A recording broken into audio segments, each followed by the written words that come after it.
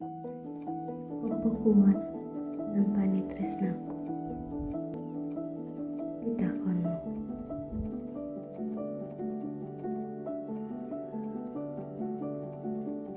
Aku ora ngerti menyang ngendi playune tembungmu.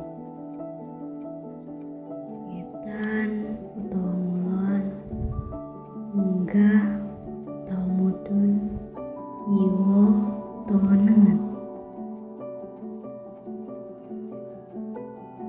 Nanging menyang ngendi yo playune? Pananting iku dak sagoi. Sing kok tawakake bakal dak reksa, dak pondong utawa dak gendong. Aku ora bisa mestiake nanging siji sing mesti kok antepi. De lan abot kaya ngopo ora bakal dak suwe